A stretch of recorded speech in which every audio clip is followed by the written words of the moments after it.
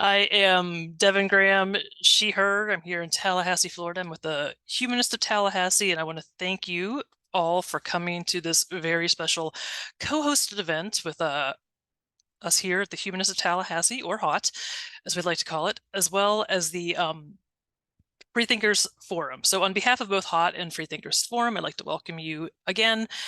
We have a very special guest tonight. It is Andrew Seidel. Many of you already know him. Andrew is a constitutional and civil rights attorney and has long been in this fight for the separation of church and state. He's currently the VP of Strategic Communications with the Americans United for the Separation of Church and State, and many of you know him from his previous work at FFRF. You've probably seen Andrew on any number of news outlets, and I know many of you have read his countless op-eds as well as a couple books that he's written. The Founding Myth, Why Christian Nationalism is Un-American, as well as American Crusade, How the Supreme Court is Weaponizing Religious Freedom, which is going to talk about tonight. Before I hand it off to Andrew, because I can't do anything in the order in which I'm supposed to do it, I'm going to go over some housekeeping. So if you could all stay on mute, that would be great. Also, if you have any questions, we're going to have a Q&A at the end. And if you could just write, or you can put it in the chat, just write question and the question, either to the entire group or just me. And this will be recorded, so this will be available for everyone afterwards. Okay, so let's pretend that I just read that introduction. And now I'm going to hand it off to Andrew. Andrew, please take it away because I can't do this. Thank you, Devin. And hopefully this is going to go smoothly on my end. We are in the middle of like bedtime chaos here in our house. So there's a chance a child comes bursting through the door that you can't see behind me, but we'll see what happens. And if you hear, a lot of noise, it's most likely them. Anyway, hi, everybody.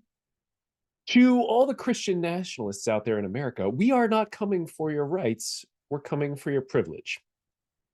That's how I dedicated my latest book, American Crusade, How the Supreme Court is Weaponizing Religious Freedom. Now, religious freedom is something that protects everybody who's watching this, everybody in the United States. It guarantees our right to be blasphemous, godless heathens, to say, why, yes, I am an atheist, to avoid church service in favor of hanging out and doing cool things like this.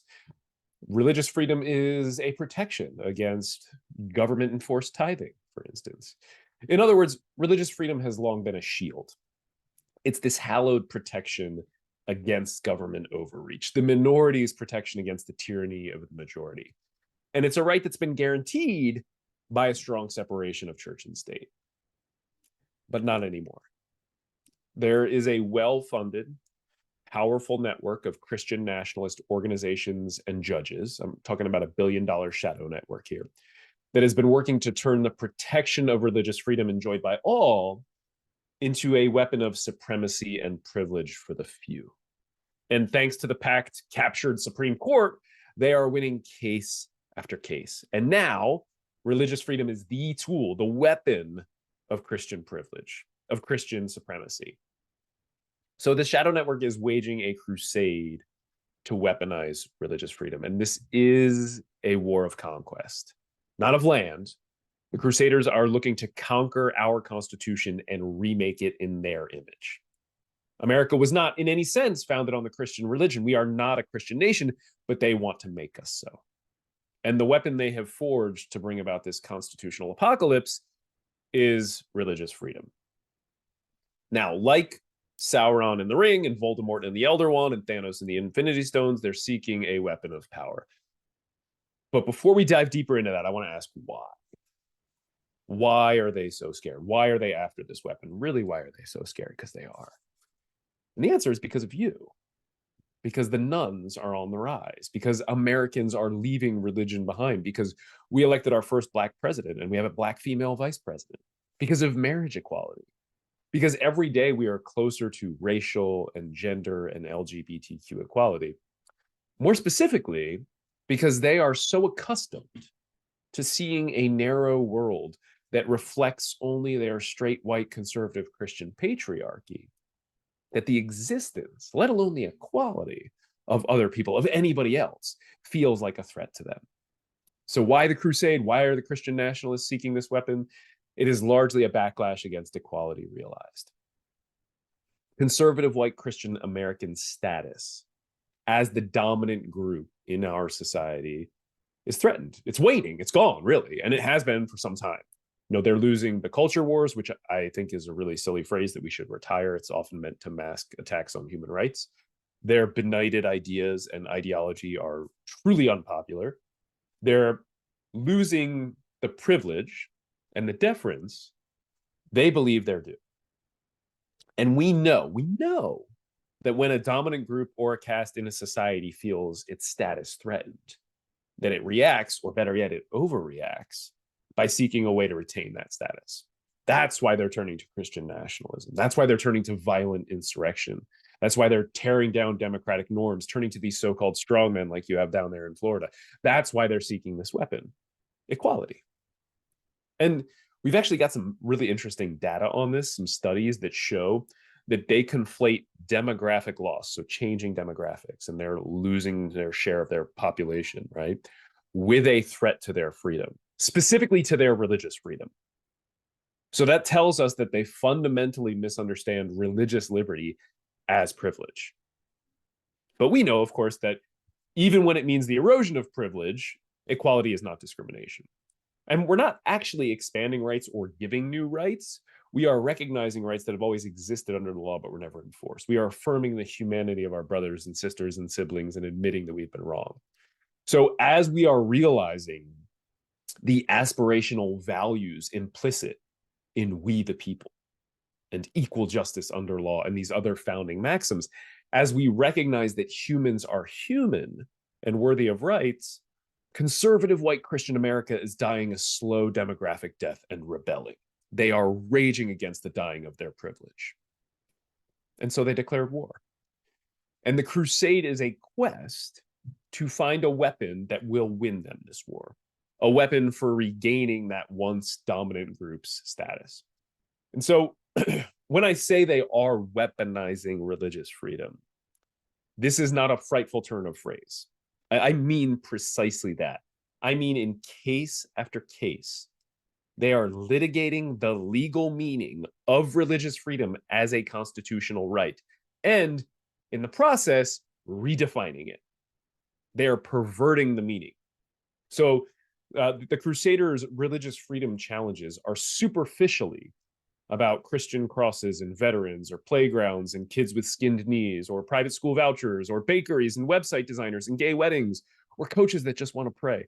But really, they're about privilege and supremacy, literally about privileging the right kind of conservative Christian over everyone else. The goal is to use religious freedom to elevate conservative Christianity above the law.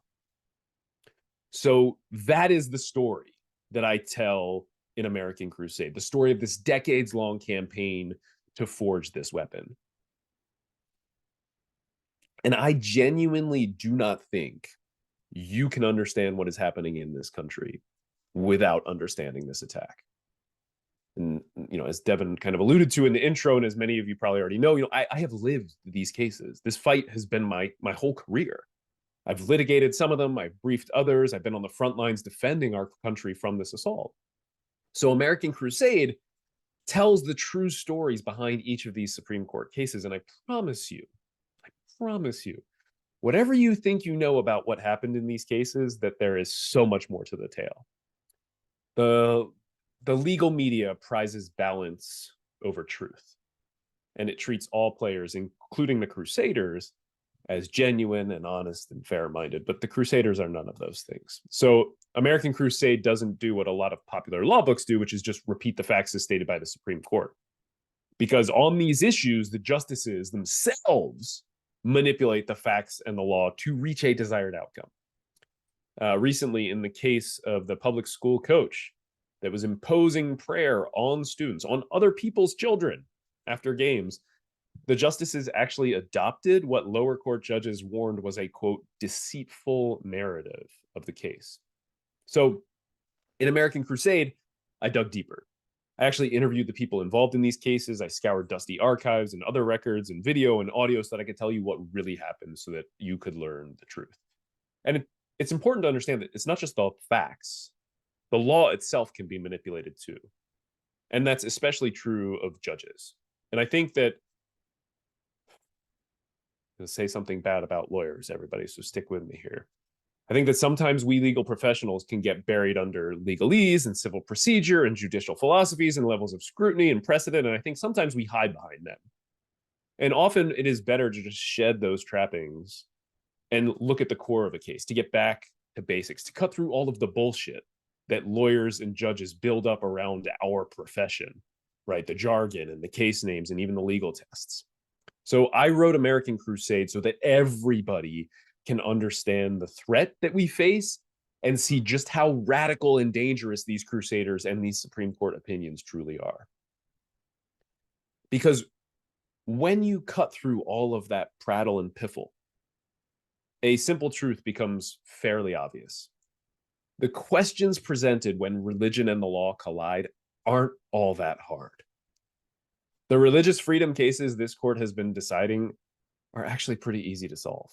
Now, unless that's, of course, there's maybe some ulterior motive behind the cases and opinions, right? All you have to do is draw 3 basic lines to solve most of these cases. Now, in the book, I creatively refer to these as line number 1, line number 2, and line number 3.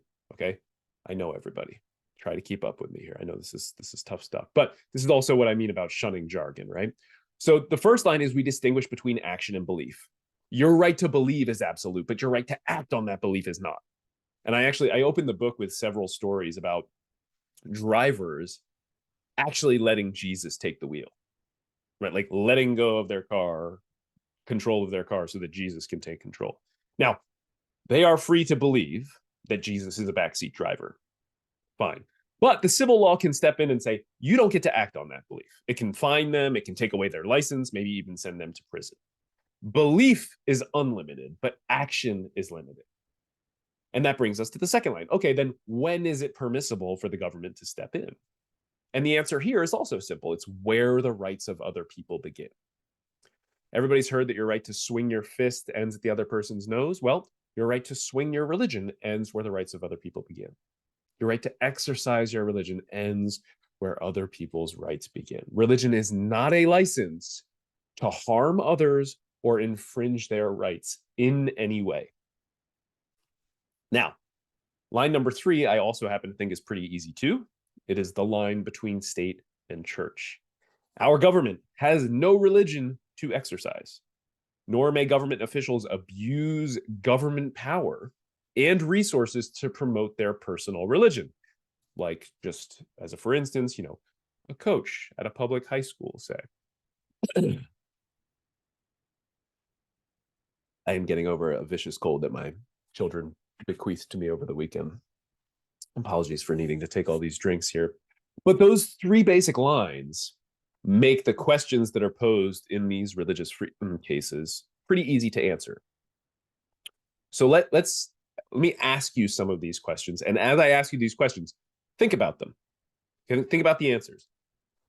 Can a limited liability corporation refuse to serve a gay couple in violation of civil rights laws because the owner of that business is a conservative Christian? Can a government official refuse to issue lawful licenses to a gay couple because she's born again? Can business owners thwart laws that grant employees healthcare rights because of what the owner's holy book dictates? Can Christian foster care agencies take public funds and then refuse to serve Jewish foster families? Can churches flout public health measures and risk the health and lives of entire communities? Do Christian parents have a right to use the government's taxing power to take your money and then fund their kids' Christian schools? Can they do this even though our taxes already pay for an entire school system that is open to all? And what if those Christian schools are blatantly bigoted and discriminatory? Can one narrow religious belief be given the force of law to deny half the population bodily autonomy? So if you were following along with those and answering in your head or screaming out loud into the void, the answer to each of those should be a resounding no, right? I mean, if you did answer that, DM me. I'd love to put you on the Supreme Court. The court got all those wrong. But that did not happen overnight. The Crusaders laid the groundwork for this crusade for decades.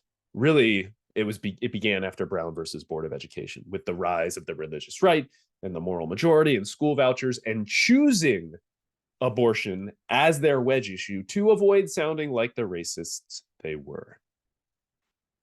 The Supreme Court itself issued a call to arms in a 2010 opinion involving a huge Christian cross in the Mojave Desert.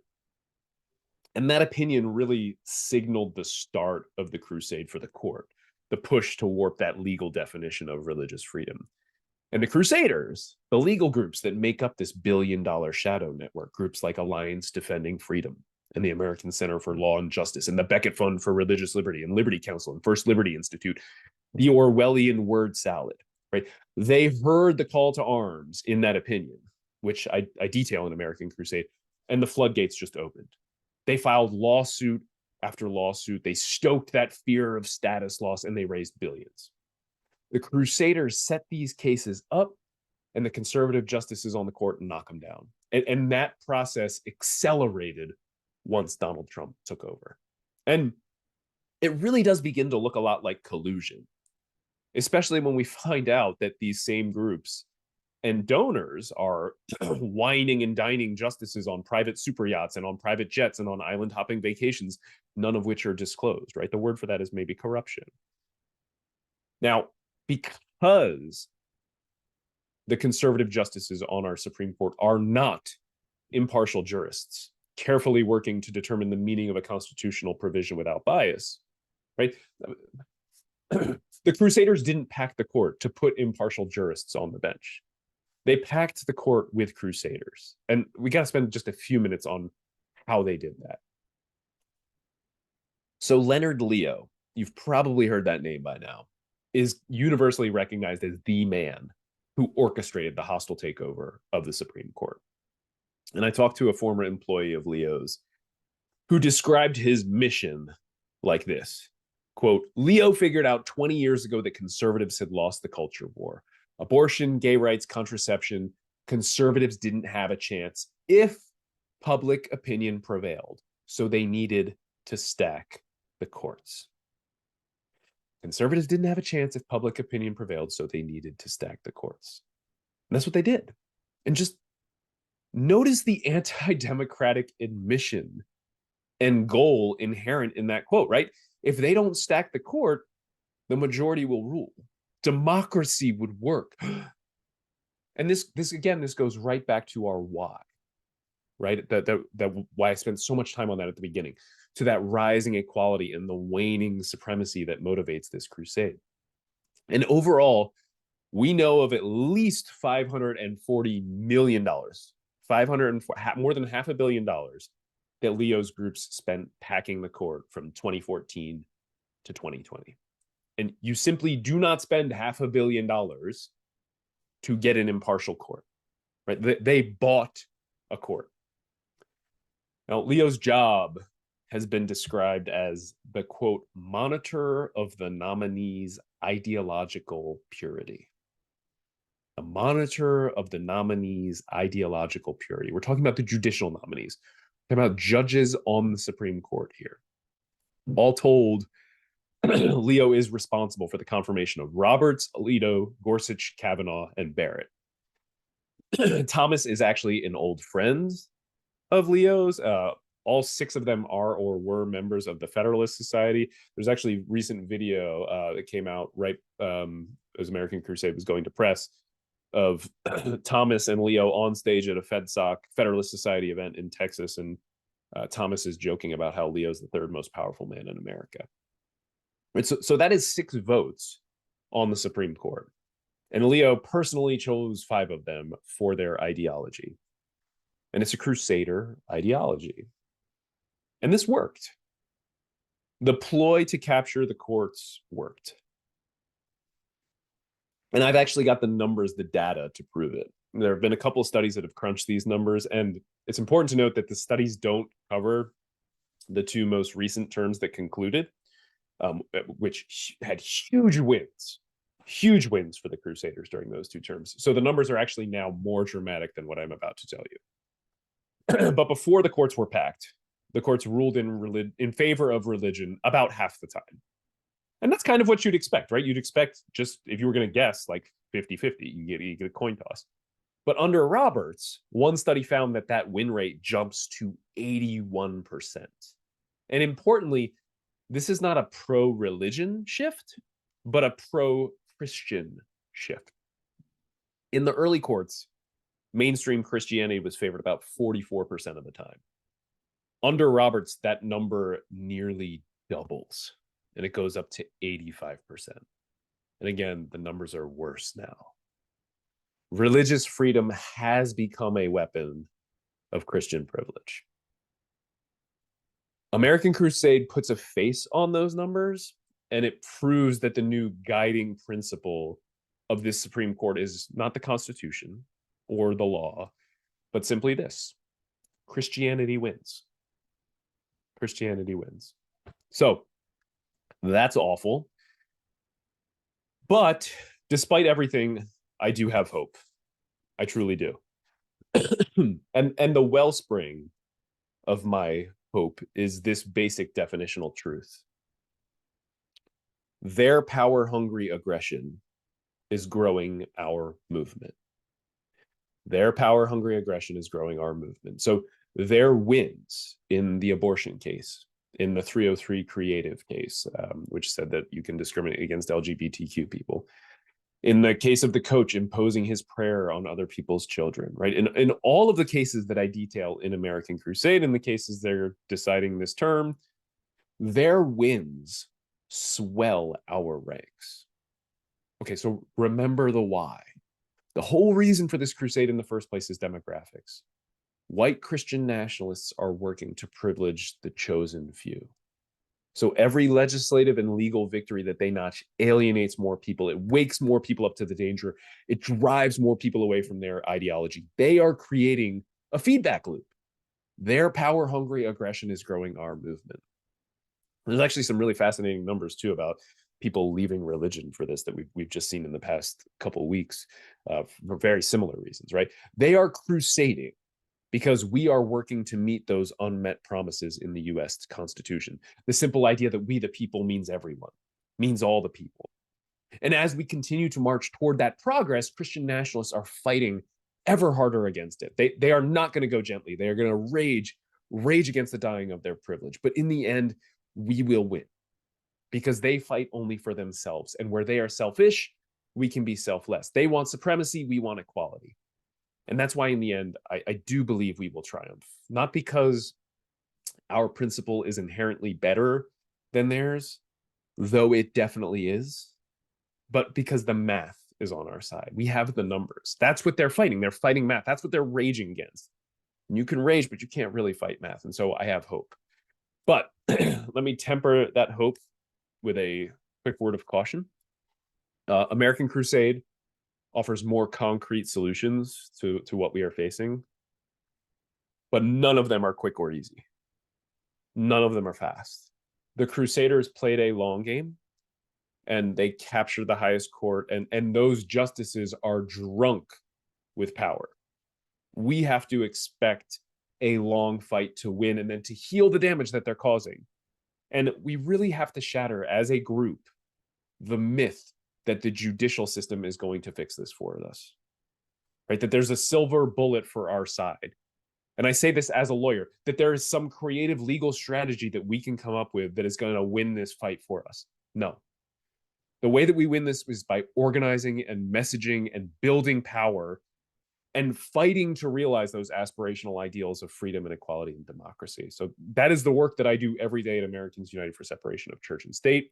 That's the work that American Atheist does every day. That's what I try to do in American Crusade. That is why I wrote this book.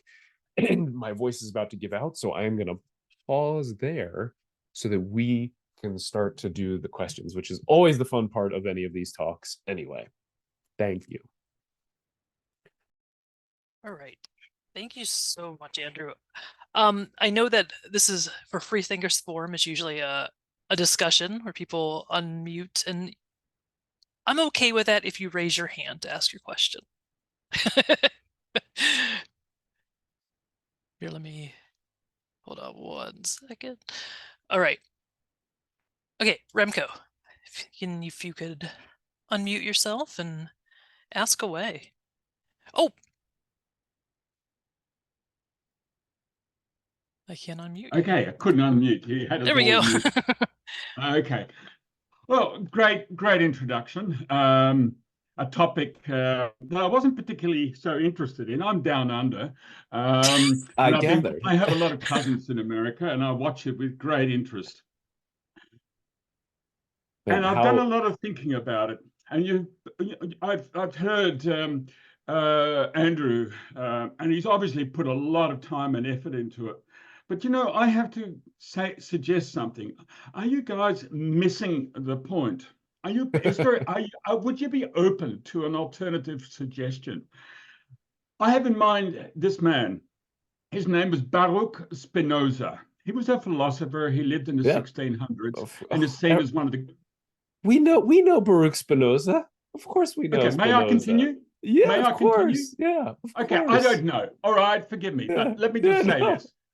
Okay, he was expelled. He was expelled from Amsterdam and spent his lives grinding lenses because he took on the church. He took on the religion, and it was an equivalent of a Jewish fatwa put against him. He challenged the church, but it is generally agreed today that religion is more than just a belief in a deity. And he challenged the church on the basis that is now seen as uncomfortable for people. Go to church for camaraderie. They go to church because there are like-minded people. There is something ethereal about being in that building. Now, I look at what's happening at the moment in America, and I think, there is one fundamental problem at stake. And I suggest it's the Bill of Rights. It's the Bill of Rights has created a very individualistic society. It's a culture of self-reliance. And look, there's no discrediting here, but I'm suggesting that Bill of Rights has done incredible damage to the culture.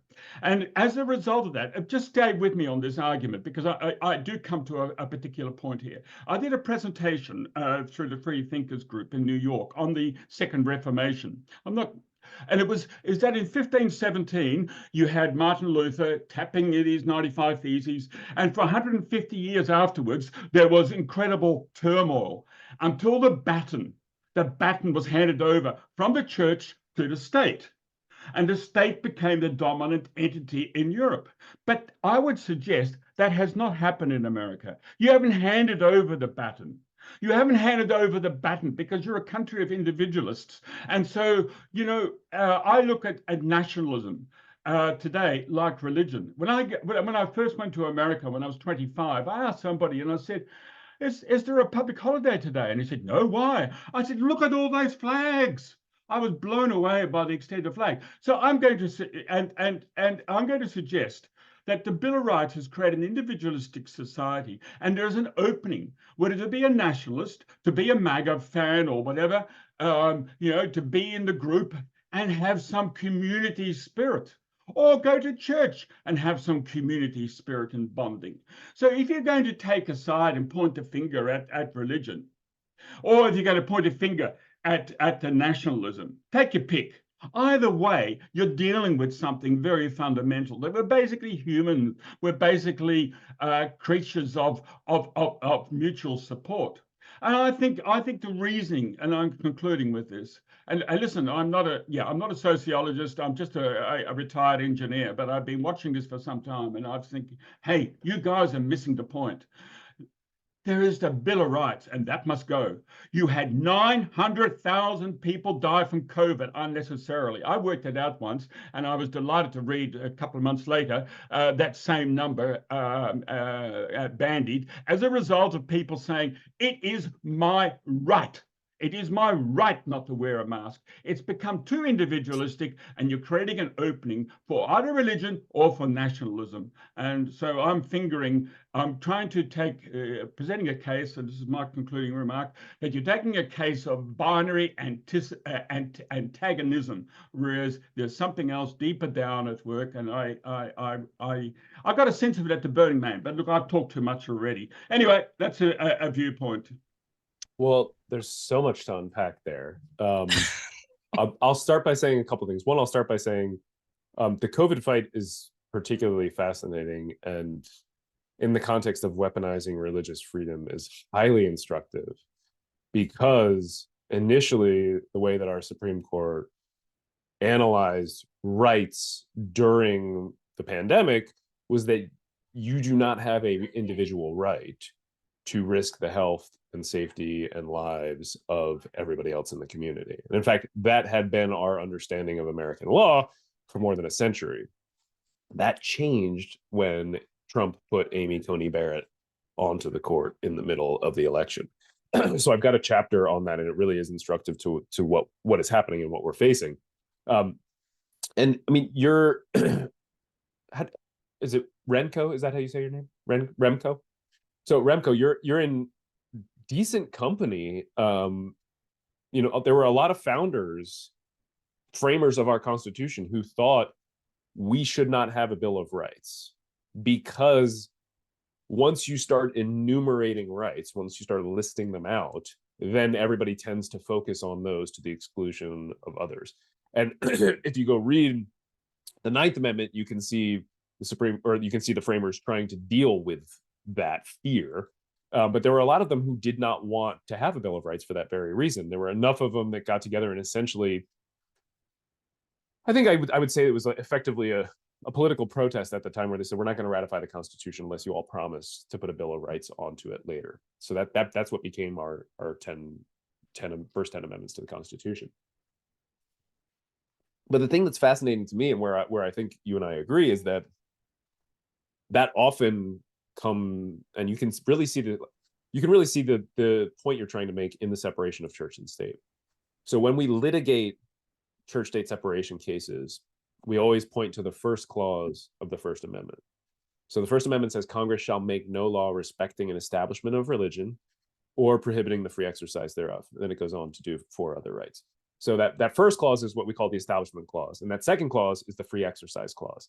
And courts have effectively chopped that first half of the sentence, or chopped that first sentence into 2. Congress shall make no law respecting an establishment of religion, chop, or prohibiting the free exercise thereof. And that's kind of mind-boggling to think that the framers wrote a sentence that they intended to be divided in half like that. I think that's kind of crazy to think. But the point that I always try to make is that when we say that the separation of church and state is in the Establishment Clause, and that's what we've argued as lawyers in this movement for a long time, we're shooting ourselves in the foot. Because then all they have to do is undo that one clause, which has happened in the last 5 years, and we lose those protections. But here's the thing about the wall of separation between church and state. That's an American original. It's an American invention. That idea was floating around in the Enlightenment, but it was first implemented in the American experiment. And until then, no other nation in the history of the world had sought to protect the ability of its citizens to think freely by separating religion and government. And if you look at the truly unique and original elements of our Constitution, they're secular. And they support the idea that separation of church and state is woven into the entire fabric of our Constitution. It's not just in the first half of the first clause of the First Amendment. Right? So most of the truly unique and original elements of our Constitution are secular. Our Constitution was the first to declare that power comes from the people, not God's. Right? So those first 3 words that are big and beautiful and bold, we the people, they're poetic, but they're also so much more. They are a declaration of power that had not been seen in humanity before then. Our Constitution was the first governing document not to mention a god or a deity. And it is godless by choice, not by accident. And in fact, there were people in the founding generation that objected to that choice, that were pissed off about it, and tried to get Jesus added to the preamble instead of we the people, for instance. Our Constitution was the first to ban religious tests for public office. That's in Article 6. And that was actually the only mention of religion in the original unamended document.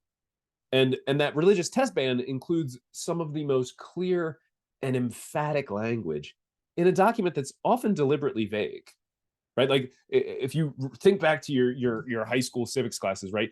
The founders wrote the Constitution, and then they kind of built the structure, and then they knew that later generations were going to go in and put meat on the bones, right? But not when it came to the religious test ban. It says that no religious test shall ever be required as a qualification to any office or public trust. No, shall, ever, any, right? Those are clear, emphatic words banning religious tests for public office. So there's a whole lot that's wrong with our Constitution. Maybe focusing on the Bill of Rights, certainly the Electoral College. I think the Senate has some serious problems. But those secular foundations, I think, are what make it unique, and they're genuine contributions, not just to political science and thought, but to all humanity. And right now, those contributions are threatened, they're undermined, and they're under attack by white Christian nationalism, which is what I'm spending the bulk of my time fighting about. So Remco, not 100% answer on point to your question, but I think it does show some agreement there. Awesome. Jamie, I saw that you had a question in the chat, and go ahead and ask. You may need to explain who Stephen Vladek is for some of us. No. I know who Stephen Vladek is, but you should. I don't know. I ain't no lawyer. That's fine. Yeah, I asked it. I'm sorry for the duplication. I just saw nobody had their hand up, so I thought I would just go ahead and ask it myself. I had two questions in there actually, so I'm tempted to ask the non-Vladek question, and I will. Yeah. What do you think of? And you may not be aware of it yet, but I'm sure you will be. Of John Oliver's recent offer to Clarence Thomas of $1 million a year to just fucking retire. Yeah, you know, all I saw was the headline. Which was, I mean, it was enough that I have it bookmarked, and I'm in my brain where I want to go watch it. I mean, I think there's a lot that's wrong with our Supreme Court, and this is one of the things that I talk about in American Crusade. At the time of the founding, the Supreme Court was a job that nobody wanted. Our first chief justices were there for I think the average was like 1.5 years, and they were like, "Oh, we're done with this. We don't want this job." Until you get John Marshall, who I think he held the post for 27 years, and really sort of defining the institution. He's got the big bronze statue if you ever go into the court building, larger than life, that's on the ground floor there. And I mean, at the time also we had lifetime appointments as a check on the political influence of that branch of government, and it made a certain amount of sense, right? Like you can't change their salary, you can't get rid of them unless they do something wrong. Like, this is a way that we can protect that branch and insulate it from politics. That has obviously changed significantly in our time. And part of the reason is because of these crusaders who have created these pipelines. I mean, they've deliberately created these pipelines where they take kids through, private Christian schools to private Christian colleges to these law schools where they never have to deal with anybody that doesn't look like them or doesn't disagree with them, right into this pipeline that gets them, through clerkships right on to the federal bench, and then up through that federal bench. And obviously that's been accelerated. That was one of the things that the Federalist Society, which Leonard Leo kind of was really involved with, helped accelerate and create. And so, I mean, I think there are very serious problems with the structure of the Supreme Court, and I think it absolutely needs a fix. I'm curious. I'd be very curious, Jamie, to read about the ethics of Oliver's offer. Part of me thinks it probably is not, it might pass muster. But I'm very curious. I'd be very curious. I'm sure somebody I'm sure some lawyer out there is writing that, or his thing. And I bet, in fact, HBO's lawyers, I'm sure, took a swing at it before he made the offer. Come to think of it. But yeah, it's interesting. I mean, I think the point that he's trying to make, and that I wish everybody would realize, is we desperately need a fix for the Supreme Court. And while I do think the election that we are coming up on is the most crucial of our lifetime, if we do not fix the court, all of that work could be undone, right? So the example that I like to use for people is Roe versus Wade, right? Roe versus Wade was overturned in the Dobbs decision. Congress tomorrow could codify the same right that we had in Roe versus Wade in, for instance, the Women's Health Protection Act, which is a bill that exists, they could pass. Great, fantastic, we should do it. What happens when, as soon as that law goes into effect, it is challenged in Texas, in the Amarillo courtroom of Matthew Kaczmarek, who came from one of these Crusader organizations, who overturned the FDA's approval of mifepristone from 25 years ago, right? Goes up to the Fifth Circuit, which is even more conservative than the Supreme Court, and then goes right to the Supreme Court. Is there anybody out there listening to this right now who thinks that the Supreme Court is not going to strike down the Women's Health Protection Act on whatever grounds they can come up with? Yeah, I mean, of course they're going to. So, and to me, this is just the absolute crucial thing that we need to be screaming about, is there has to be a fix for the Supreme Court. And that like has to happen after this election. And I mean, and to me, that means expanding the Supreme Court. I am all for, and I talk about this in American Crusade, the Supreme Court has already been packed. It's already been captured. That happened. It's already gone. The question is, what do we do about it? And if the answer is nothing, then we should expect to continue to lose for the rest of our lifetimes. Yeah. Awesome. I see. I'm going to go. There's a question in the chat. Then I'm going to go to Tony and Jamie. I know you had to get your hand raised again if you want to go again. But William asks, and I love this question. So I'm curious if you go into if you could go into how the originalists handle the fact that one of the pillars of the Constitution is the path for change and improvement. The founders knew we were human, and they knew the world changed, which I feel like people forget that. Yeah, I mean, originalism is such a trash. It's such a garbage legal method, and I think it's just, every day we're seeing the hypocrisy of it. And textualism too, they're which are kind of, they go sort of hand in hand for the conservatives. My favorite example of this actually comes from a DC Circuit case that Judge Kavanaugh decided when he was on that case. So for those of you who don't know, originalism is the idea that this is a simplification, but we understand the meaning of the Constitution based on the original public meaning at the time. This is the thing where we look at dictionaries to decide what the words mean, what the founders meant when they said these words, and we really focus heavily on the text, which is how textualism comes into it. So there's a challenge at the DC Circuit to saying during the presidential oath, "So help me God." Okay, because if you go read Article 2 of the Constitution, it spells out the presidential oath in quotation marks, and it does not include the words, "So help me God." It ends, "Will, to the best of my ability, preserve, protect, and defend the Constitution," period. Okay, "So help me God" is not new, or excuse me, is not old. It's not something that George Washington did, or John Adams did, or Thomas Jefferson, or James Madison, or James Monroe. In fact, the first recorded instance we have is Chester A. Arthur saying this when he's taking office after Garfield was gunned down, which was not too long after Lincoln was gunned down. He's like, I don't know, maybe he feels like he needs a little bit of luck or something. And it really, you don't see that tradition taking hold until 1917, Woodrow Wilson. And although all of this is actually in my first book, The Founding Myth, if you are interested in this, I find it fascinating.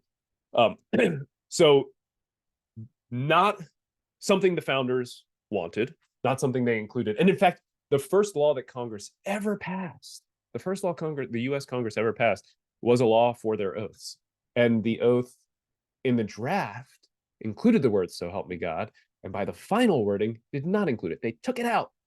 Okay, so a lot of evidence that they don't want people saying "So help me God," especially since it's not in the actual text of the Constitution, which is included within quote marks, right? Like, this is as clear as you can possibly be. The text is super, super clear. The original intent is super, super clear. And Kavanaugh's like, "Oh, no, we can totally do that.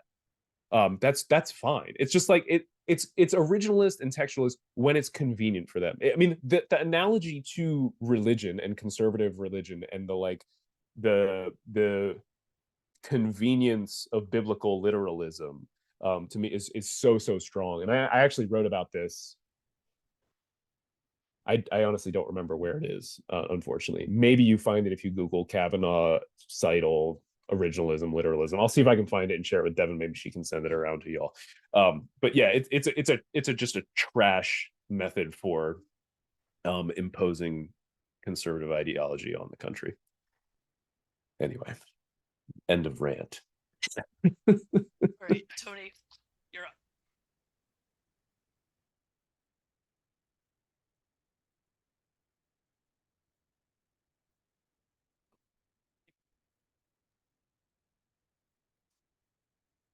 Tony, while you're trying to unmute, I'm going to ask a question that came in through the chat real quick.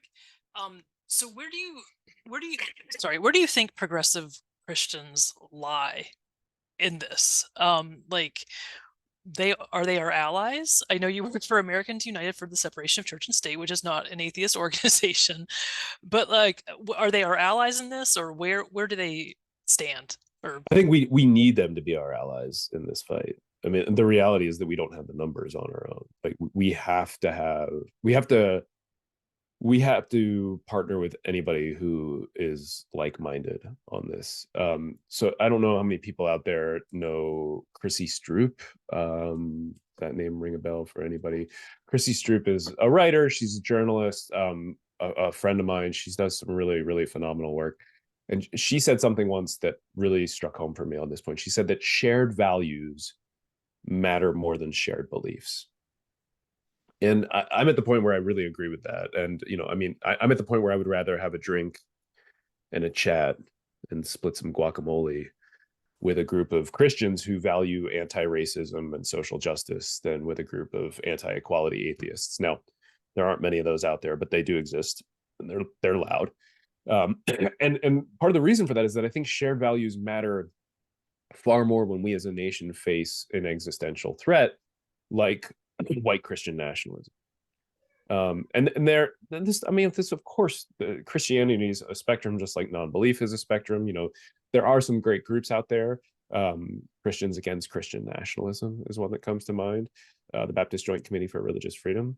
Don't agree with them on everything, but we agree on a lot. And in fact, I worked with Amanda Tyler, who runs BJC, to publish our report on the role that Christian nationalism played in January 6th insurrection. And when I came up with that idea for that report, I was writing the epilogue for the founding myth. The paperback version was coming out. Publisher asked me to write an epilogue, and I was in the middle of kind of thinking about what I wanted to write when January 6th happened. And so I'm like, okay, well, this is the Christian nationalism that I was warning about. The subtitle of the founding myth is Why Christian Nationalism is Un-American, right? Like, it's pretty remarkable that you write a book and then 16 months later, the subject runs out to prove you right beyond all reasonable doubt. So I wanted to write about this. And I was finding just so much to write about. And I asked my publisher, I said, can I have 30,000 words? The founding myth is 90,000 words. So my publisher was like, absolutely not. You can have 3,000 words, and even that is pushing it.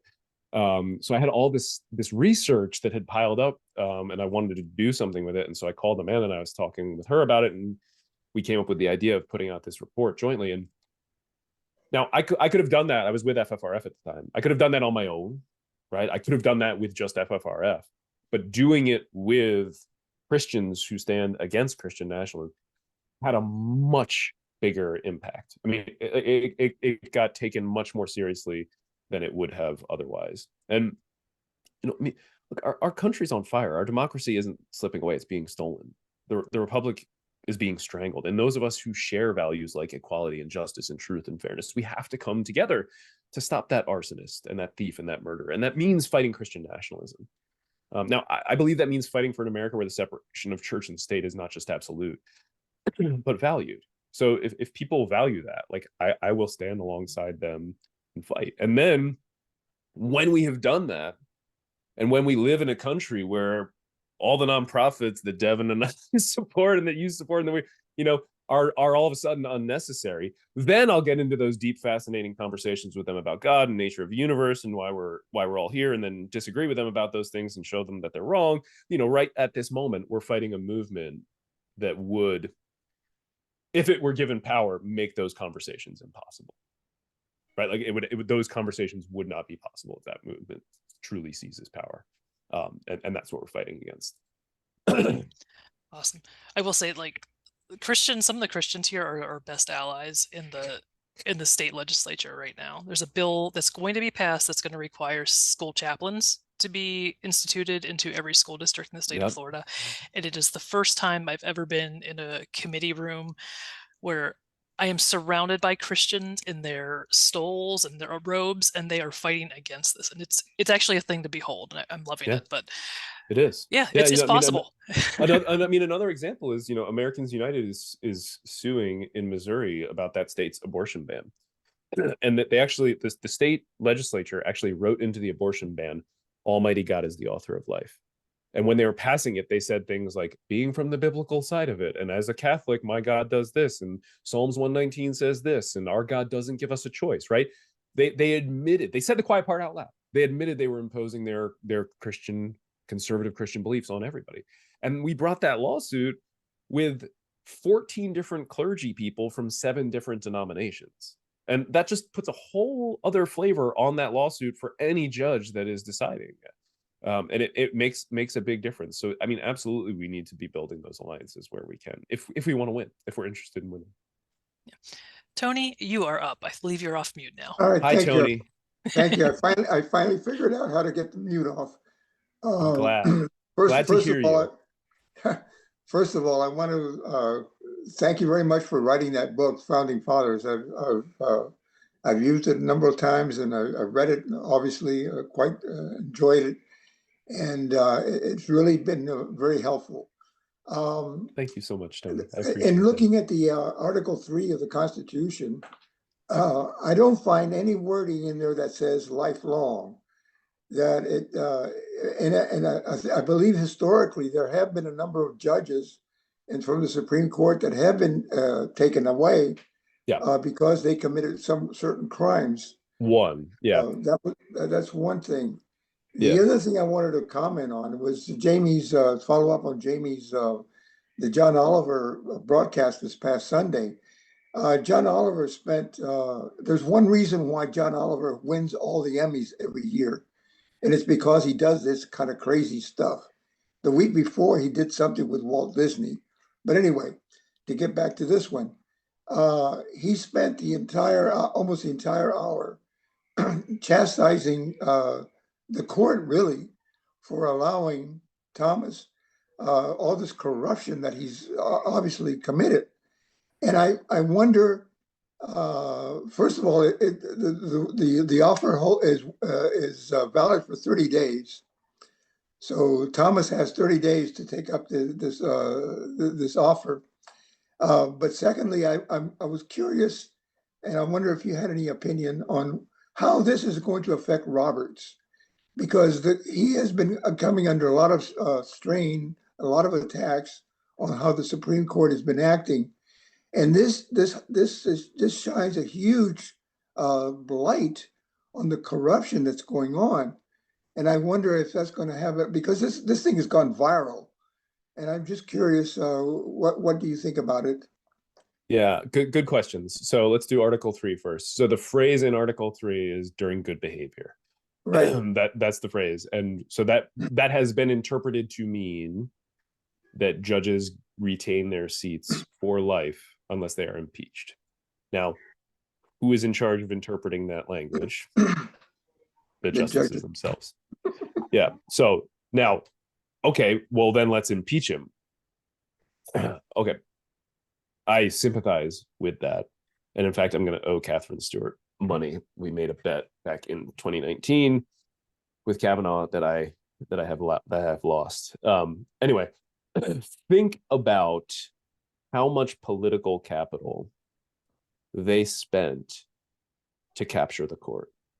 Think about what they did to stop Obama from Merrick Garland, from his nominee even getting a hearing, right? I mean, Mitch McConnell changed the size of the Supreme Court for 450 plus days, knocked it down to 8 because it suited his political ends, and then put it back up to 9. Changed the size of the Supreme Court for more than a year.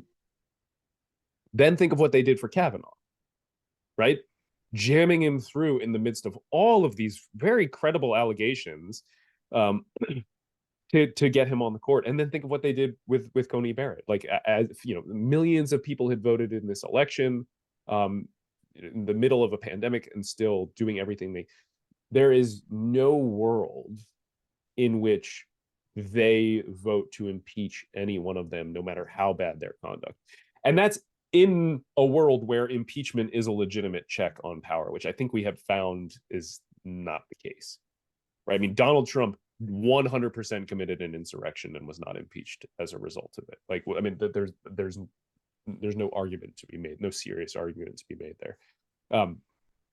I don't see a world in which that happens. So the question is, okay, well then what can we do? I do think there's a world in which we can expand the size of the Supreme Court, given that we can reach a political balance where we could accomplish that. And that's what I want to talk about, or that's what I talk about in American Crusade. That's the solution that I think we have to push for. Okay, so that handles part one of the question. Part two, what about John Roberts? Roberts is, he's seen as, and I talk about this in the book, he's seen as this guy who's a little more centrist and a little more moderate maybe than the other conservatives. He is not. And if you think of him like that, stop. He's just not. And I'll give you one example. I mean, he's fully crusader. John Roberts argued that public schools can impose religion on children at graduation ceremonies. When he was in the Reagan White House, he supported a constitutional amendment that would allow public schools to impose Christian prayer on school children. And we actually have a legal memo he wrote. In it, it says, "We still have an uphill battle to return prayer to schools." We battle return prayer to schools, right? That is the language of a crusader. Where Roberts differs from the other conservatives on the court is not on the end goal, but on the best way to get there that will preserve the end goal. Roberts understands that if they rush to do this, to check every box on the conservative wish list, that the country's going to effectively rebel, right? It's the slowly boiled frog.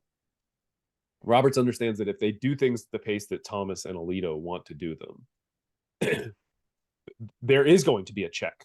Maybe the Supreme Court will be expanded and a lot of their work will be undone.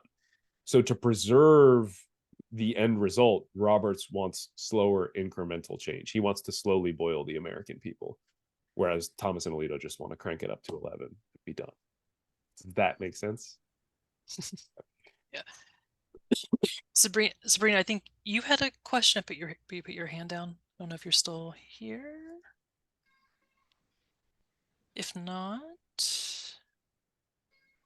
William, why don't you go, Sabrina, if you want to ask. Oh, there you are. Hello. Hold on 1 second. You're jumping around here. All right. Can you unmute yourself now? There you go. Okay. And then William, you're next, and then I think we're gonna slow roll out of here. So my question to Andrew was in terms of, I have quite a few friends that are Christian, right? And a lot of times the argument is because you don't have beliefs, you don't have values, right? They equate one thing with the other many times. Because you're pro-choice, you're pro-killing, right? The extreme, it's put in that language, and I think, and I don't know if you found a way where you can explain the difference between the two things, that just because you're pro-choice, it doesn't necessarily mean that that's something you would do. It's just something that I think everybody has to make their own choice, right? And how to explain that without getting chewed. Yeah. Right. So I mean, Sabrina, a couple things come to mind here, and maybe not specifically on that precise topic, but having these conversations generally, there are a couple things that I like to tell people. One is, recalibrate your expectations going into any conversation like that. I think oftentimes, especially when maybe we have recently shed religion and like we feel like we're learning all this really new, cool, amazing stuff, we want to convince other people of that. It is very rare that you are ever going to convince anybody of anything that drastic in a single conversation. So what I always encourage people to do is to lower your expectations. Your goal with having these conversations should not be to win or to convince them. Your goal should be to get them to start thinking and get them to start interrogating their own beliefs. You want to plant some seeds of doubt. You want to plant some questions in their head that they go and think about. And you want to leave the door open so that when they are doing that, they feel comfortable coming back to you and asking more questions. That is, I think, the best way to have these conversations. It involves active listening. I have personally found it to be very effective. It allows you to preserve relationships if that's something that's important to you. Not always preservable in some cases, but it really will change the way I think that you approach a lot of these things. And you can actually see progress that way, in a way that you can't, like, having this argument where you're just going to try to convince each other and then both end up slightly more entrenched in your original positions anyway. So that's the general advice I have for that. In terms of like specific stuff, one of the examples that I like to use, and that I actually use in American Crusade in a couple places, and that the Supreme Court used, and that Thomas Jefferson used when talking about religious freedom and talking about where those rights begin and end, is human sacrifice, right? And there are religions that believe in human sacrifice, and if you are a former Christian or have some very conservative Christian family, Molech is probably one that has been thrown your way, right? But if you honestly believe, as Abraham did, that the God of the Bible is telling you to kill your child, you're actually free to believe that. You are not free to act on that belief, right? The civil law can step in and stay your hand to the way the angel supposedly does in that biblical story. That's perfectly permissible. And so the point I'm trying to make here is, I think if you can use examples where they would certainly agree, though I have to say I have been in a debate. I can't remember his name. Tom Trento, a Christian named Tom Trento, and I asked him, if you heard God telling you to kill your child, would you? And you hope the person says no there, but he has said he would. You can get to a point, I think, where like you can agree on these grander things, and then you can work your way down. Another really good example for people that is less inflammatory and avoids some of those things, at least in the religious freedom context, is Mormons or Jehovah's Witnesses coming to their door, right? They are doing door-to-door proselytizing because they believe they have a divine mandate to go out and win souls. Great. When you ask them to leave, their religious freedom doesn't give them a right to stay on your property. They are still trespassing, right? And I have not yet met somebody who disagrees with that. Another good example is the Jesus take the wheel. But the Mormons on your front porch, or Jehovah's Witnesses on your front porch, is also a very effective. So I think it's finding some of those examples of things that you can agree on, and then letting them build up to different agreement is another really effective way to have these conversations. Sabrina, that's not 100% of an answer, like directly on point for the issue that you're talking about, but I hope that is at least somewhat helpful for you. All right, we are going to end this here with William. If you could unmute yourself, should be. There we go. Andrew, thank you again. This has been incredibly educational, and you're making a lot of things click that I've tried to figure out for a long time. Oh, great. So thank you. So instead of expanding the court, one of the alternate methods, and it seems to be proving to be working. It seems to be sort of the only thing that even hints at accountability for this coup that we're undergoing, is civil and criminal charges. Alex Jones, Trump, Giuliani, Fox. We're talking altogether probably over $1.5 billion in judgments against them, and hopefully even criminal charges. Robert Stone, Flynn, all those things. I mean, the cases are incredibly clear. They didn't try to, hide evidence at all. Like it's transparent. It's text messages, it's emails, and all these things. And I feel like if we could fight for aggressive, DAs and public prosecutors, or even if we went as aggressive as a RICO case, we could tie all of them together. We have the politicians, the banks, the agencies, the propaganda agencies. I'm familiar with an organization called Citizens for Ethics crew, and they are in the early stages of doing this. Are you aware of any other effort that's really going after this? So is that a good idea? Is that a strategy for change to get accountability back? I mean, I don't think it's either or. I think expanding the court should be a critical focus for sure. But what are some of the other strategies that we can do that will have, sort of the fastest path to impact? Because I think one of the most frustrating elements is it takes a rather short period of time to commit atrocities. It takes a very long time to build a case against it in a public court.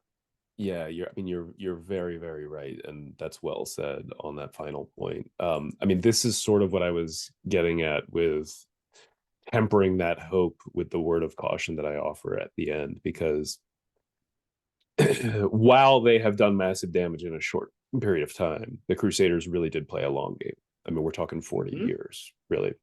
And one of the things that they absolutely caution people about is thinking that there is a silver bullet that exists within the judicial system, within the criminal system, with somewhere in our legal system that will effectively be a reset and take us back to the way things were.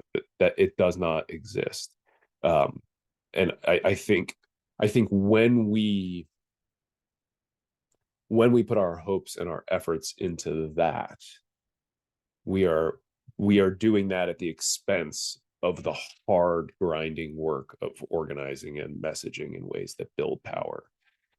And that's what I don't want people to do. I don't want people to spend their time searching for that silver bullet when the answer is we have to grind this out on the ground and in everyday work. And I that is, I think, the truth of the matter. And I mean, look, there are some really creative thinkers out there, and there's some really creative lawyers. But at the end of the day, what we are talking about the Supreme Court itself as the problem, as a captured institution. And even if Clarence Thomas does take up John Oliver on his offer, there's still a 5-seat majority on the Supreme Court of ultra conservatives, right? That doesn't fix things for us. You get slower, more incremental change with John Roberts doing the slower, more incremental thing, but you don't. That itself is not a fix. So unless we are willing to expand the court and fix the court, which again, I mean, that's grinding it out and winning electoral victories for candidates who are willing to do that, who are willing to trash the filibuster and say, like, this court is broken, it's been captured, and we have to do something to re-equalize it. And the other thing that you're up against, William, just real quick, is you're up against the institutionalism of the court.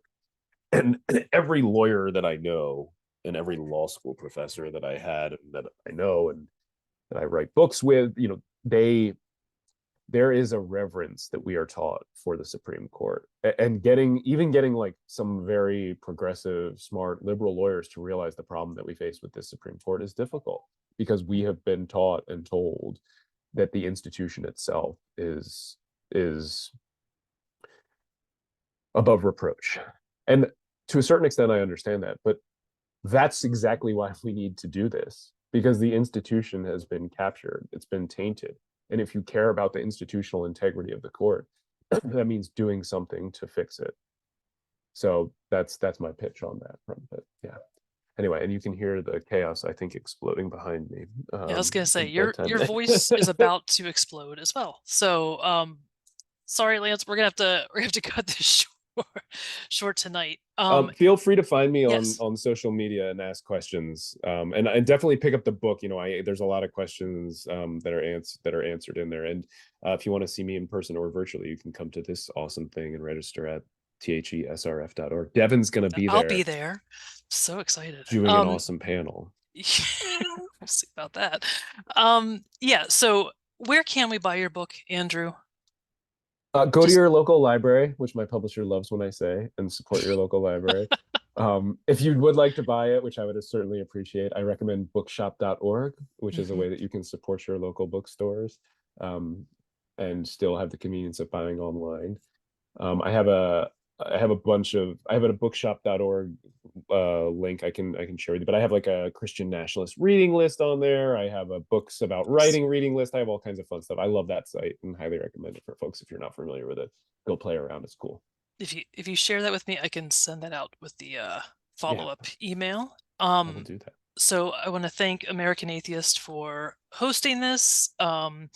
Free Thinkers Forum, again, thank you for co-hosting this event. If you would like to find out more about them and their upcoming events, they meet every single Wednesday, which is still insane to me. So that's at 7 p.m. every Wednesday on Zoom. You can find more information on them at their meetup. Humanists of Tallahassee, our events are listed on our meetup as well. And thank y'all. I will see you on the flip side, I guess. Thank you, everybody. Bye.